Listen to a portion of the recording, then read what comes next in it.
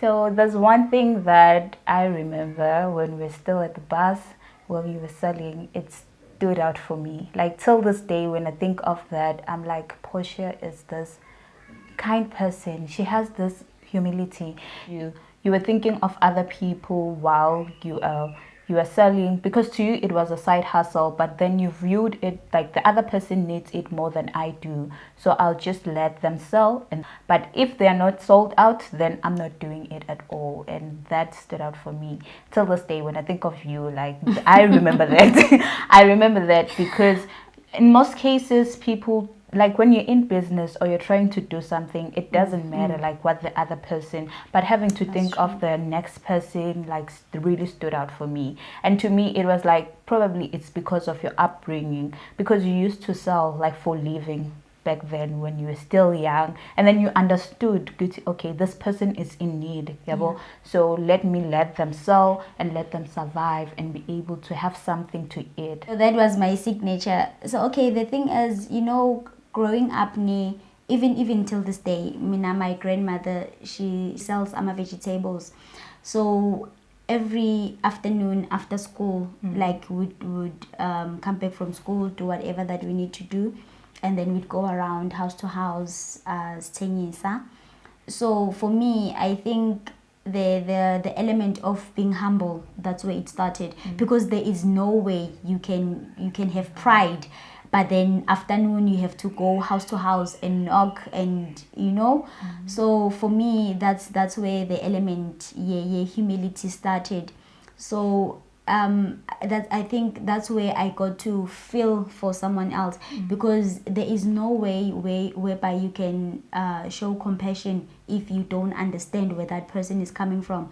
Because like as you're saying, for me at the time it was a side hustle. So I mean, I'm a cool time, I can always put them a fridge. So for me, I mean, I had kids ekaya, so they can always eat them whether I sell or I don't. So but then I understood, oh, this person, probably they take this bus every day just so that they can come here and sell. So I had to sort of like put myself in their shoes to say, you know what. And Mina, I think it was like maybe a year commuting in that bus, but I could tell that this person has been here for a very long time. So I had to allow myself to say, you know what, let me allow this person to do this, because they they do, they need it more than I do. So it's fine, they can have it. So that's how I am. In fact, that's how I am. Besides the business and the selling and all that, that's how I am. I feel for other people. I think I understand the concept yokuthi umuntu ngumuntu ngabantu. You are who you are because of other people.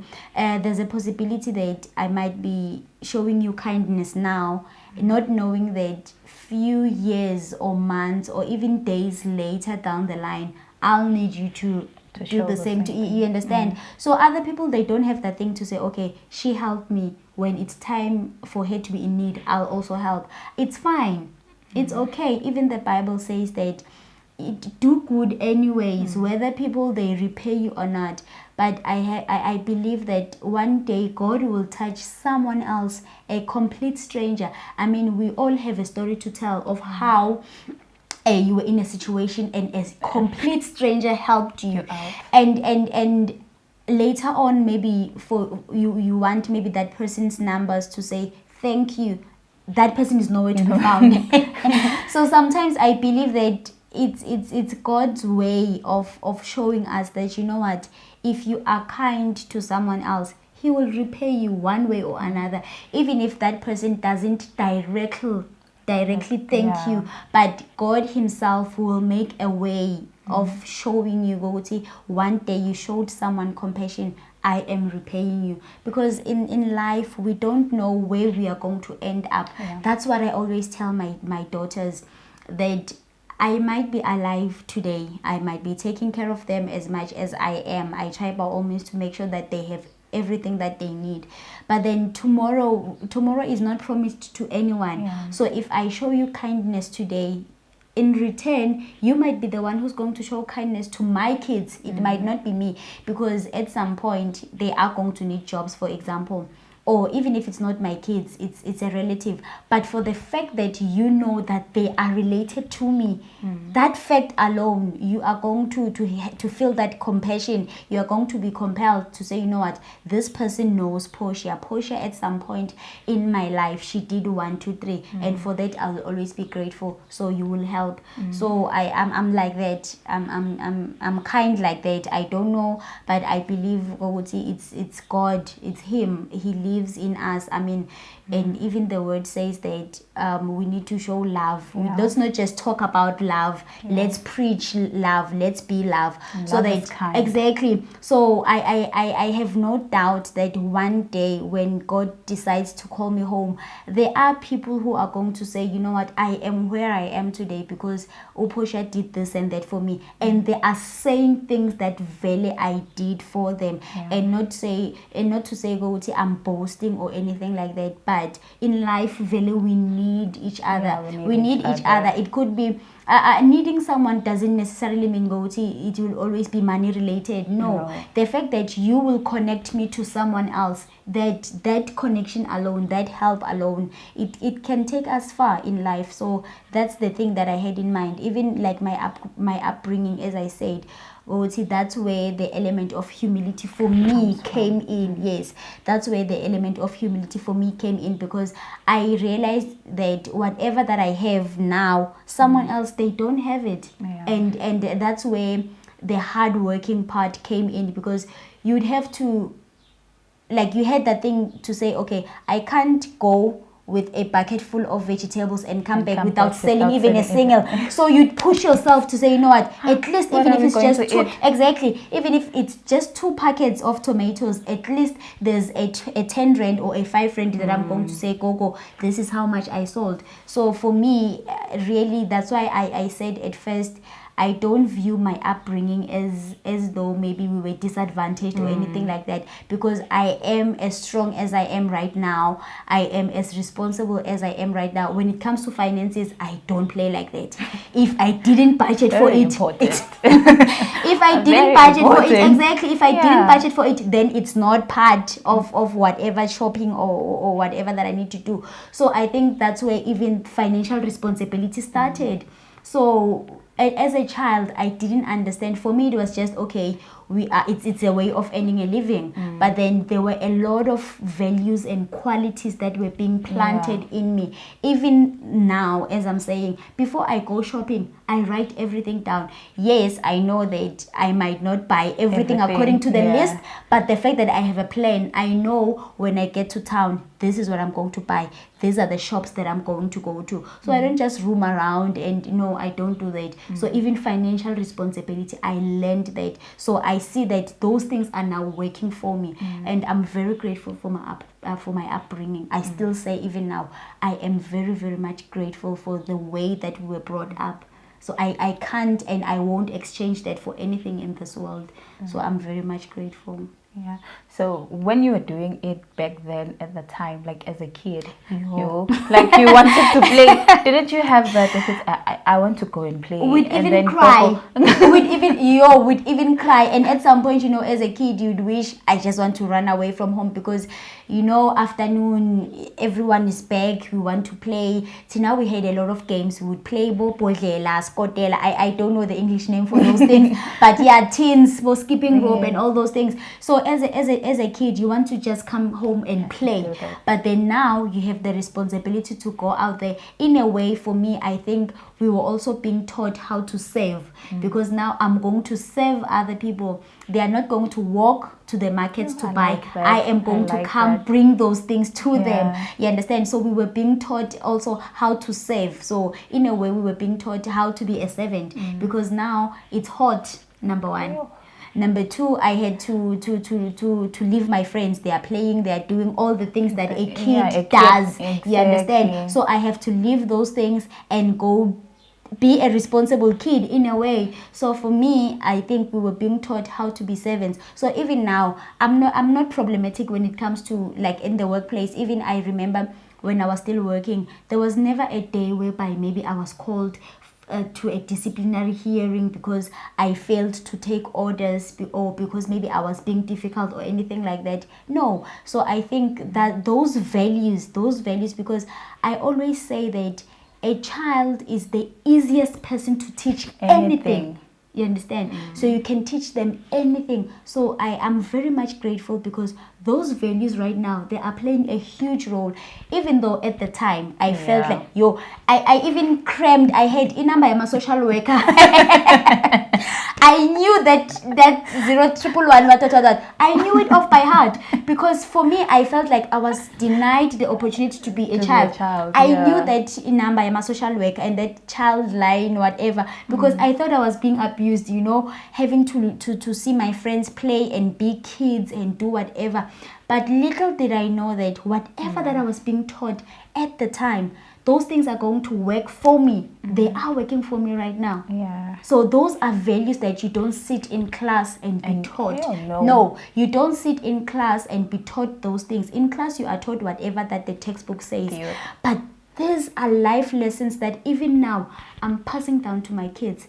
They are going to pass it down to their kids. Even though maybe Bona, they are not going to go around and sell vegetables like I did. But the element of serving, the element of saving, being financially responsible, I'm going to teach them. Mina, when we go for school trips, at the time, 10 rand was a lot.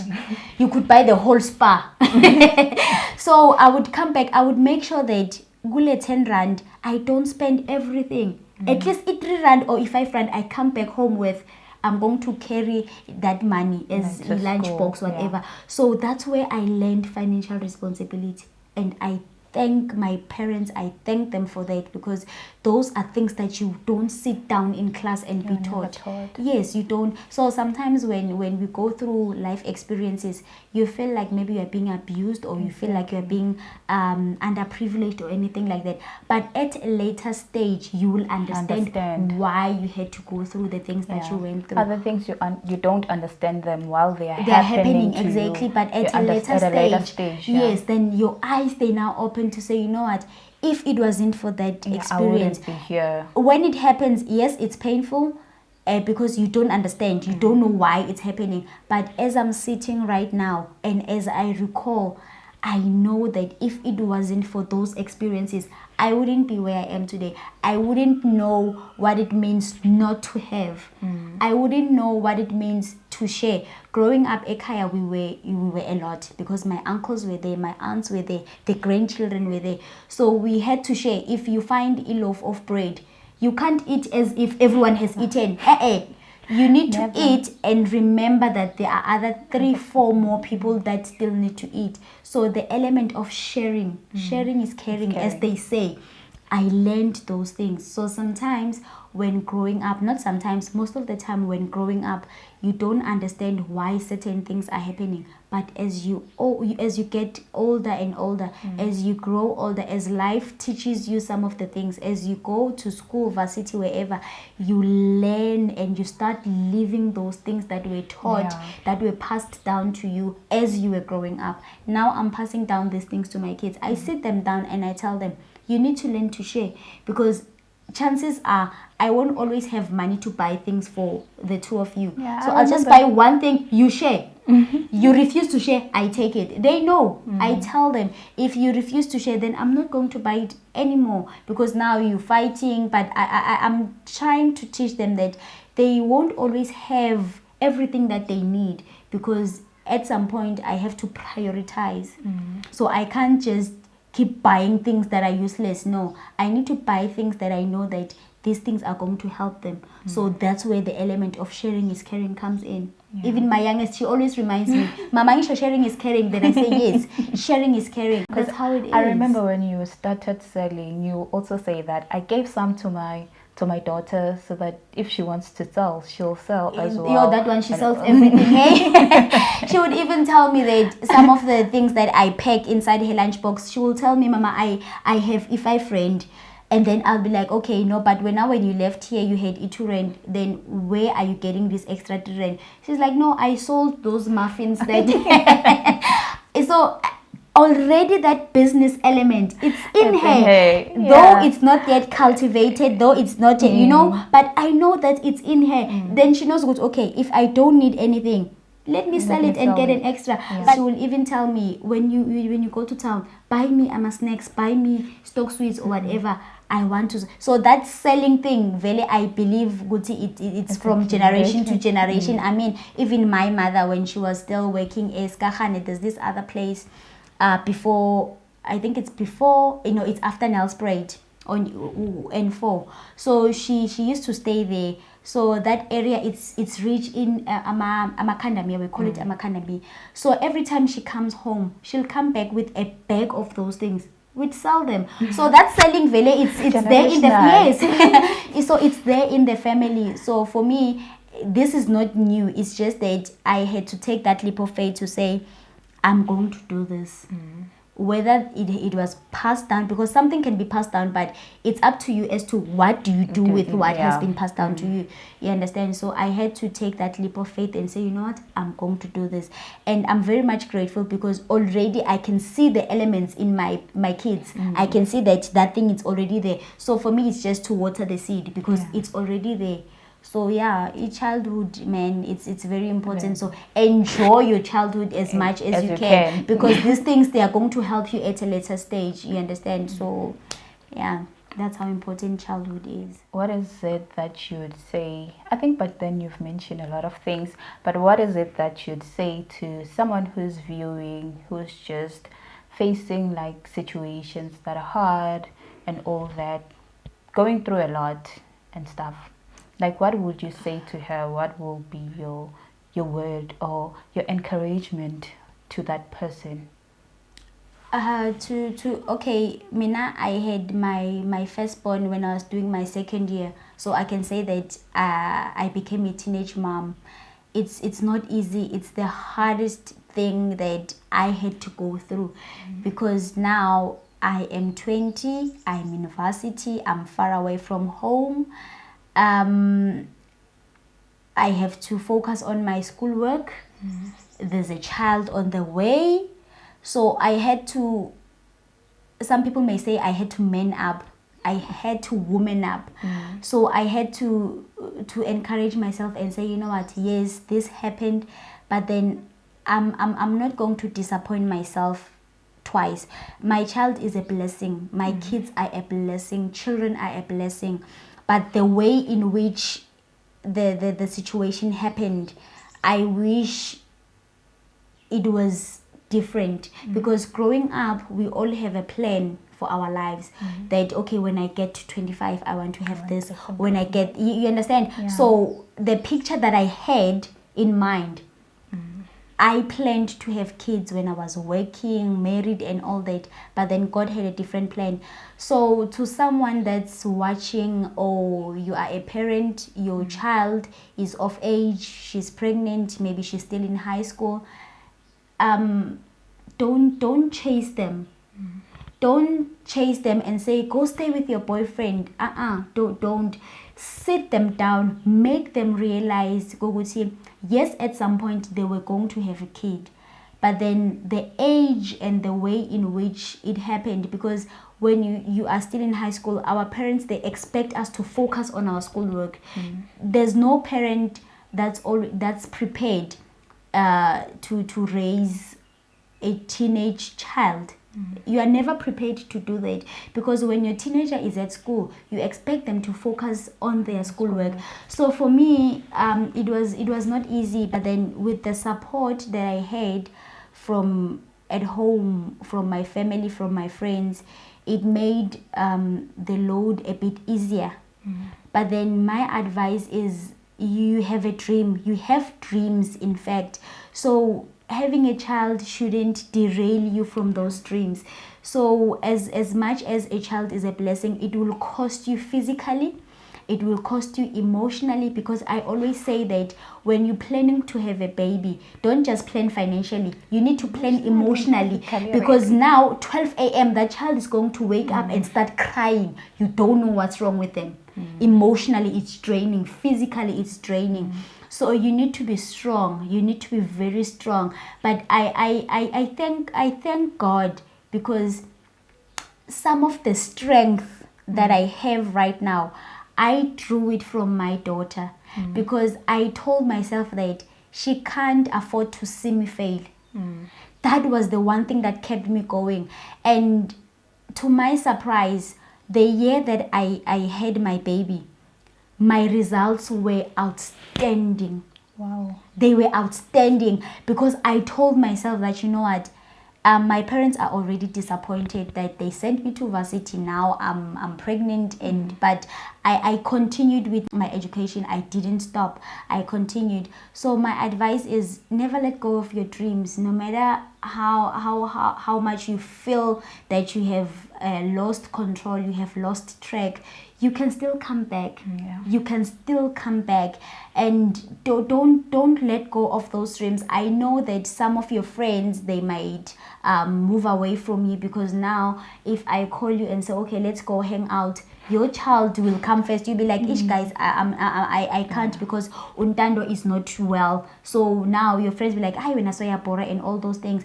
It's okay, it's fine. You are now responsible for someone else. So in a way, I had to emotionally prepare myself to say, you know what, some of the things that I used to do, I'm not going to do anymore, because now I am responsible for someone else. So I think those were the motivating factors. Those were the things that kept me going, to say, you know what, now I'm responsible for someone else. So don't let go of your dreams. Having a baby as a teenager shouldn't stop you. It didn't stop my mother. It didn't stop me. Surely it can't stop you. So we have a lot of opportunities out there. Make use of those opportunities. Don't let go of your dreams just because you have no. A baby is a blessing. That's what a baby is. A baby shouldn't be something to say, okay, now that I have a child, I have to sit and take care. No, you can study, you can take care of your child. It's costing. Hence I said, physically you have to be prepared, because now you have to wake up, take care of your child, go drop your child at school or whatever crèche they are going to, and you still need to come back and study. But I'm telling you, you can do it. There are married women out there, they are wives, they are moms, they are working, they run businesses. I mean, do you understand? How do they do that? The barriers that are there are the ones that we set for ourselves. So I believe that if you want something so bad, you can get it. I mean, when we started, I was sharing the story of the man in the Bible. I'm just not sure of the scripture, so I don't want to misquote. But then Jesus Christ asked that man, do you want to be healed? He saw that this guy was not well. Obviously, he wanted healing. But in essence, he was asking him, how bad do you want to be healed? What are the steps that you are taking to show that you want healing? So these are the things that I'm telling you right now. You are a teenage mom, or you are going through a lot. You don't have the necessary support that you need. It's okay. Someone else will come. God will make someone else to come help you. Definitely, he will make someone else to come help you.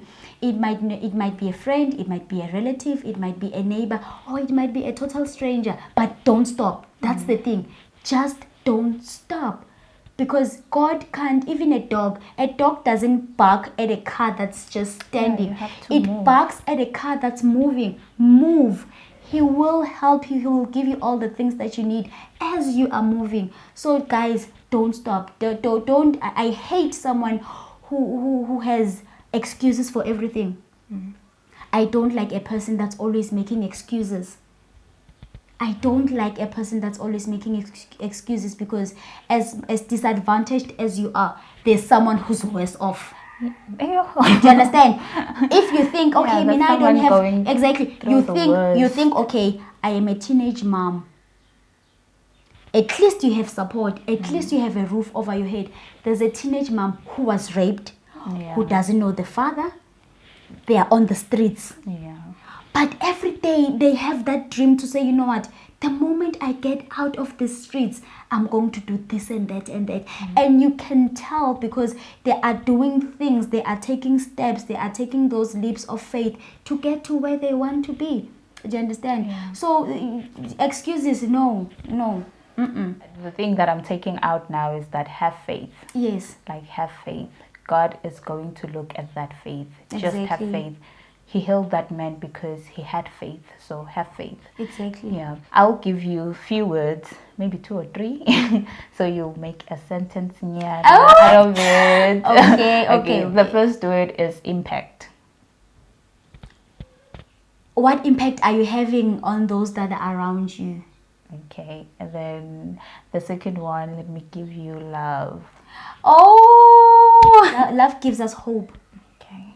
Love gives us hope, man. The fact that you know that there are people out there who are vouching for you, people who love you, that alone, it gives one hope. So I can say a lot of things about love. So, so yes, love is a beautiful thing. Okay. What is it? What does becoming means to you? For me, becoming means realizing who you thought you were not. Okay. Because every day I believe that we need to allow ourselves to become a better version of ourselves. Yeah. Who I am today is not who I was yesterday. As we are seated right now, I am as we are reminiscing, as I'm telling in a way the story of my life, I realize that I am becoming a better version of myself. I am becoming a better version of me. I am becoming a better person that I thought I would become. So for me, your becoming, it has a lot of meaning. It has a lot of meaning because as people, we need to allow ourselves to become, be a better version of yourself. Be someone that when someone else look at, they be like, you know what, if Kabile could do it, I can do it. And you don't just become by just sitting. You need to move. You need to be on the move. So for you to allow God to make you to be the person that He destined you to be. So for me, becoming has a lot of meaning. That's nice. That's so great. It really is. So thank you for coming here, for blessing us with your story, your journey. I know it will inspire a lot of people out there. I know you guys will take something. Like, there's no way you ain't going to take anything from this video. Otherwise, this was just a waste of time. Because I myself was taking a lot from her journey. I didn't know other things from her, but then having to sit down and have her here, I've taken a lot of things that I will also take and implement in my life. Thank you so much for coming here, for blessing us and becoming. So thank you so much, Portia. Thank you for having me, Kabile. I was telling you that I feel like I'm in some morning live show. Thank you so much for having me. When you sent me the invite, the first thing that came through my mind was like, what am I going to say? So I'm grateful to be here, and I hope that even if you just take out one thing from this conversation, let it be something that will be planted, because I'm here because someone else planted something in me. So I hope that by this experience, by this session, someone else will be impacted. There's a lot, it's just that time, there's a lot that we can share, personal experiences. There's a lot that we can share, but I hope that one person one day will actually meet me and hold my hand and say thank you. By watching that video, I had lost hope, but after watching, my hope was revived. And I don't know if you'll allow me, but please, can I send a shout out? Okay, it's my uncle's birthday, Malum Bennett, on the 19th of September. Thank you so much, Malume, for everything that you've done for me. I can write a book. I am where I am today. My business is where it is today because of the role that you played. Every day you remind me of how much you are vouching for me. So I pray that this message gets to you in time before your birthday. Even if it gets to you after your birthday, still I appreciate you. I always say that it's good to appreciate people whilst they are still alive, so that they can see the impact that they have in Bileniako. So thank you so much, Malume. Happy birthday. present here, kid. Love you. Thank you so much for watching. Thank you so much for having me. Thank you for coming. Thank you. Thank you so much for watching, guys. I hope you enjoyed this video, and I hope you're going to implement and take something from this video, Shem. Like, it really is an inspiration to see young people as well that come and inspire us to be better. You know, people who are just around the hood, who just come impact us in a good way. Thank you so much for watching. Don't forget to subscribe, like, comment, and share with anyone who you think will enjoy this video. From I, cebilethemba, and Princess Mabuza, with lots of love.